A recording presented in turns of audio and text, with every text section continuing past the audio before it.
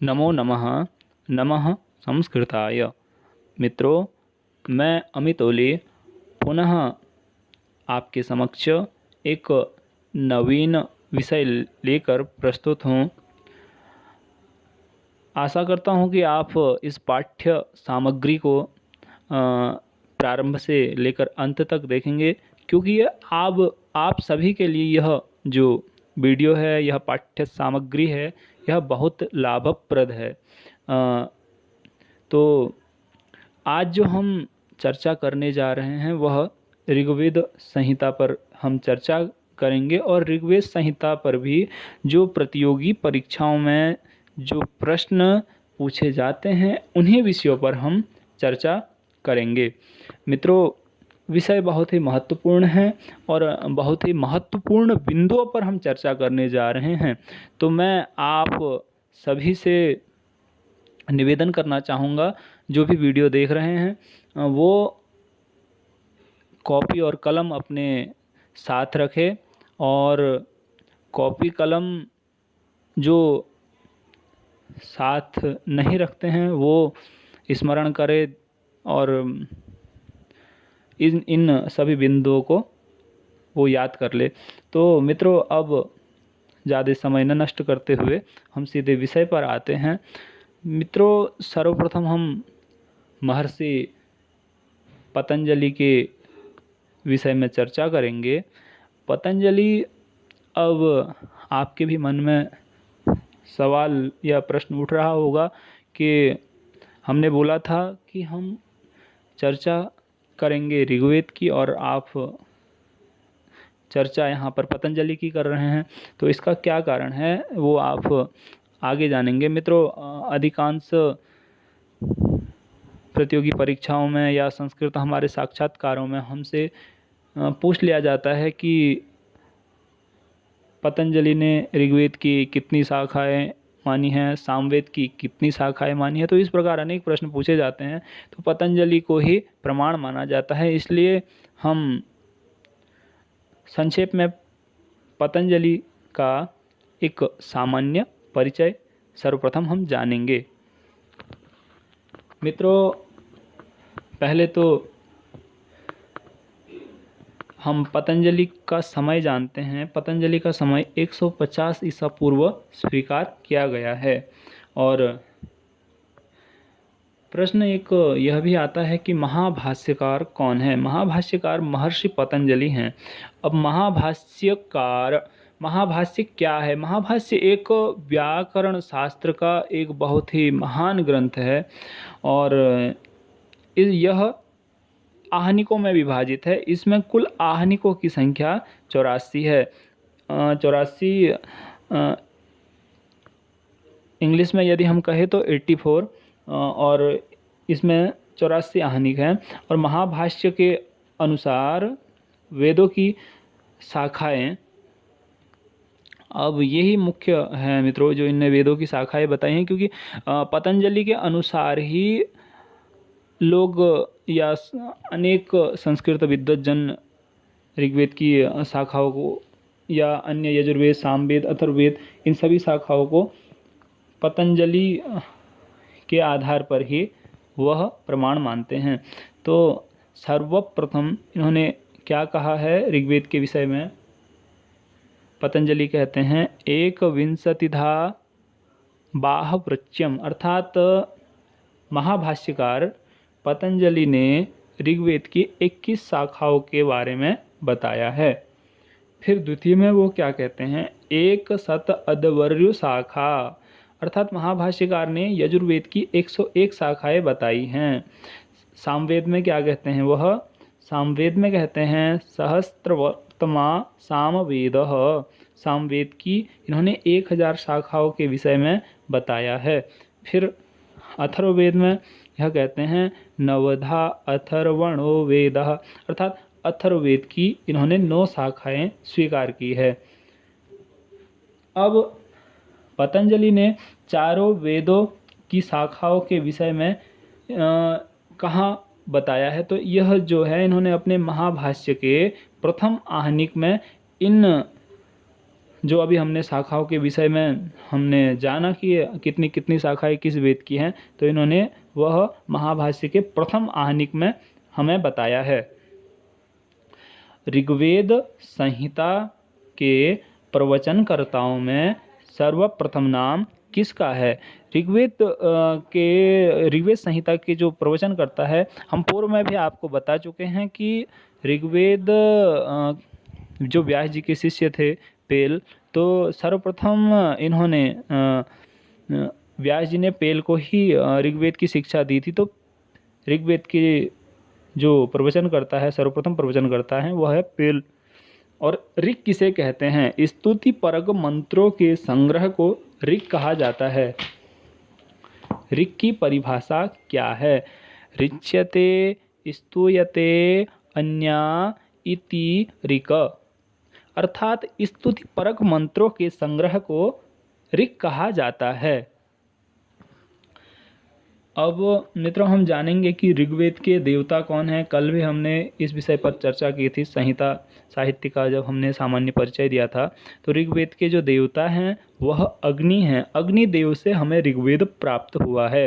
ऋग्वेद के ऋत्विक कौन है? ऋग्वेद के ऋत्विक है होता। और ऋग्वेद के आचार्य कौन हैं? ऋग्वेद के आचार्य हैं पेल। मित्रों, अब हम शाखाओं के विभाजन को जानेंगे। महर्षि पतंजलि जो हैं, उनके अनुसार ऋग्वेद की कुल 21 शाखाएं हैं। भर्तृहरि जो कि जिन्होंने नीति शतक, वैराग्य शतक, भर्तृहरि शतक लिखे हैं, इनके अनुसार ऋग्वेद की कुल 15 शाखाएं थी।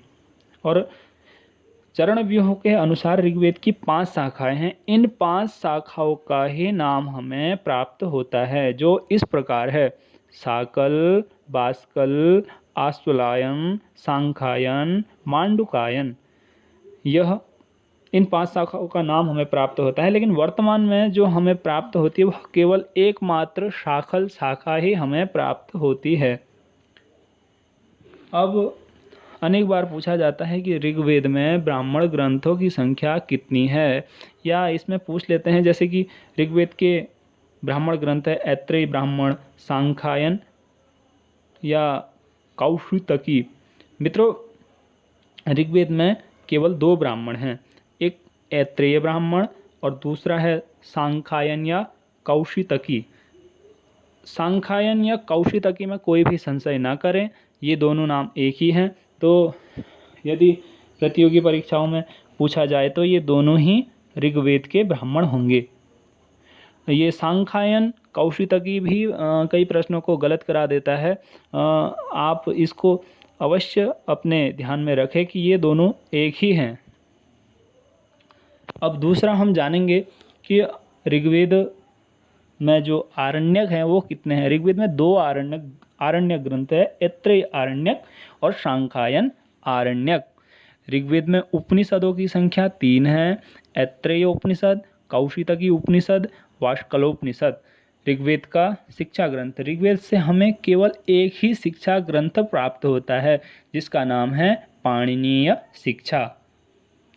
और ऋग्वेद का प्रातिशाख्य। ऋग्वेद में हमें प्रातिशाख्य भी एक ही प्राप्त होता है, और उस प्रातिशाख्य का नाम है ऋग प्रातिशाख्य। इसकी रचना शौनक ने की है। ऋग्वेद के स्रोत सूत्र। अब ऋग्वेद के स्रोत सूत्रों को जानना भी आवश्यक है। ऋग्वेद में जो स्रोत सूत्र हैं उनकी संख्या 2 है। नंबर 1 आश्वलायन स्रोत सूत्र और नंबर 2 कौशितकी या सांख्यायन। हम पूर्व में भी बता चुके हैं कि कौशितकी और सांख्यायन में संशय ना करें, ये एक ही है। तो स्रोत सूत्रों की संख्या 2 है।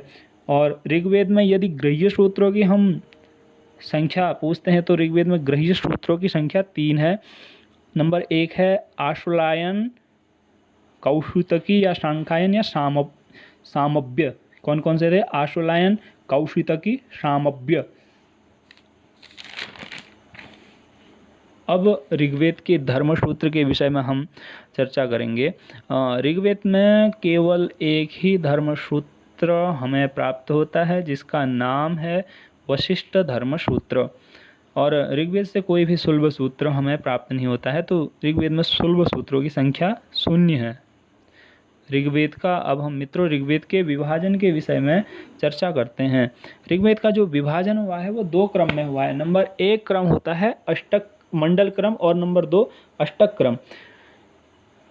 ऋग्वेद में कुल कितने मंडल हैं? ऋग्वेद में कुल 10 मंडल हैं। ऋग्वेद को दशतई भी कहा जाता है। ऋग्वेद में अध्यायों की संख्या कितनी है? ऋग्वेद में 64 अध्याय हैं। ऋग्वेद में वर्गों की संख्या कितनी है? ऋग्वेद में वर्गों की संख्या जो है वो 2006 है। ऋग्वेद में अनुवाकों की संख्या कितनी है? ऋग्वेद में अनुवाकों की संख्या 85 है।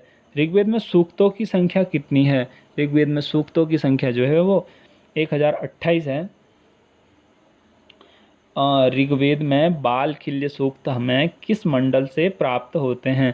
ऋग्वेद में जो बालखिल्य सूक्त हैं वह अष्टम मंडल से हमें प्राप्त होते हैं। मित्रों एक प्रश्न यह भी पूछ लिया जाता है कि सबसे प्राचीनतम वेद कौन है? बार बार यह पूछा गया है। तो सबसे प्राचीनतम वेद की जो संज्ञा है वह ऋग्वेद को ही दी गई है। और इसके बाद है कि ऋग्वेद का सबसे प्राचीनतम मंडल कौन सा है? अब यह प्रश्न बार बार पूछा जाता है। द्वितीय मंडल से लेकर जो सप्तम मंडल तक है वह ऋग्वेद का सबसे प्राचीन मंडल है और इस मंडल को वंश मंडल की संज्ञा दी गई है। अर्थात जब हमसे पूछा जाए कि वंश मंडल क्या है या वंश मंडल के विषय में पूछा जाए तो वंश मंडल ही प्राचीन मंडल है और द्वितीय मंडल से सप्तम मंडल तक का जो भाग है इसको वंश मंडल की संज्ञा इसे दी गई है। और ऋग्वेद के का जो नवा मंडल है उसका नाम है पवमान मंडल और इस मंडल के जो देवता है वह है सोम। यह बहुत महत्वपूर्ण प्रश्न है, आप इस बिंदु को अवश्य लिख लीजिएगा या स्मरण कर लीजिएगा। ऋग्वेद में सबसे अर्वाचीन मंडल दशम मंडल को माना गया है। और मित्रों एक यह भी है कि ऋग्वेद के प्रथम पद पाठकर्ता कौन थे? तो ऋग्वेद के जो प्रथम पद पाठकर्ता हैं वह साकल ऋषि या साकल्य ऋषि है। आप इन दोनों नामों में शंका संकोच संशय न करें। यह दोनों नाम साकल कहे या साकल्य कहे दोनों नाम एक ही हैं। ऋग्वेद का हम प्रारंभिक सूक्त जानेंगे। ऋग्वेद का जो प्रारंभिक सूक्त है वह अग्नि सूक्त और ऋग्वेद का जो अंतिम सूक्त है वह है संज्ञान सूक्त। मित्रों यह हमारा ऋग्वेद का प्रथम भाग था। द्वितीय भाग भी हम जल्द लेकर आपके समक्ष आएंगे। आशा करते हैं कि आपको हमारे इस वीडियो से काफ़ी लाभ हुआ होगा और आपने काफ़ी महत्वपूर्ण बिंदुओं को लिखा होगा या स्मरण किया होगा। और मित्रों यदि आपको वीडियो अच्छा लगा हो तो आप इसे शेयर अवश्य करें और अपने सुझाव अपनी प्रतिक्रियाएं हमें हमारे कमेंट बॉक्स पर लिखकर हमें दें, जिससे कि हम आपकी और भी जिज्ञासा जान सकें और हम उसका समाधान कर सकें। धन्यवाद।